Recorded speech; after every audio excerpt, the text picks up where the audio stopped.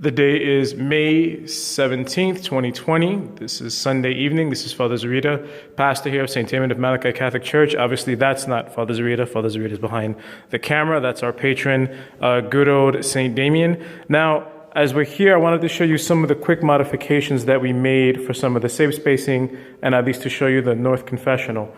So if you look at the floor trim here in the hallway, right, I'm going to try to take you a little bit close. You can see that we have these little kind of slight gold crosses. And each one of these little crosses kind of is safe spaced at 6 feet apart. So if you're standing in the hallway waiting to go to confession, you and the other penitent are not on top of each other, drooling over each other, and breathing over each other and throwing your snot over each other, right? So you're able to have space. And this will be the open kind of space classroom. Is the classroom here on the right side after the kitchen in the room, right? And you can see we have our little oriental shade to protect the penitent from being seen. We have a little kneeler here, and we have our sanitizer here on the side.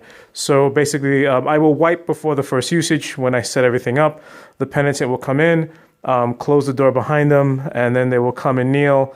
They will go to confession, and then afterwards they will grab a wipe the kneeler, and then they will dispose it in the trash can.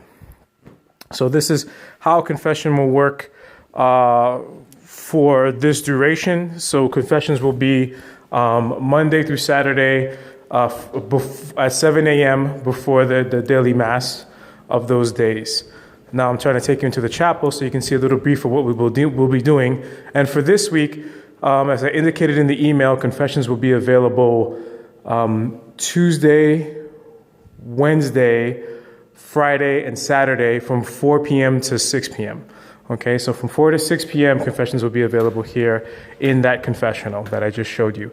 Now, going into the chapel, some of you probably haven't been here for a while, so here we are, right? Let's get a little closer into the pews so I can show you what we've done. We have these ropes that we purchased on the fly, and we've had some creativity and some help from Annie Johnson, who kind of put these together and made these loops and used these combat hooks, right, to rope off certain sections of the pews. So this is kind of how it looks from here. So obviously this roped pew is a closed pew, right? And hold on. And if you look inside the pew, we're going to see a strip here, right, of gold tape. So this is basically blue paint tape with gold tape over it to give it more of a more of a classier kind of look that's not too irreverent. Nonetheless, this just gives you a sketch of how the pews are spaced. So basically, we can see that this blocks off one space, right? You have your divider, you have another space, right? You have another divider marker, you have another space, and then you have another divider marker, and you have another space. So that's basically, with safe spacing, 6 feet distancing, that's at least 4 persons per pew. Now, the blessing is if you're a family, you can take the whole pew, okay? So as you see, if we look up the nave, we're going to see, we can see various pews, right? Some are roped, some are not. So obviously the pews that are not roped are the pews that you will sit in, right? For those who will have either assigned seating on Sundays or the open seating that we have for daily mass. And it should be said that starting tomorrow, the open seating is kind of an experiment to hopefully see how it works. I think it should be fine. I don't think we should be too crowded during the week. Nonetheless, let's take you to the communion rail. First, let's make a little reverence to our Lord. Now, when we get to the communion rail, you're going to notice that we have these kind of loops, right? And then we have still these kind of combat hooks that are attached to the communion rail. And if we look at it, you're going to see we have about, I think, five different loops, right?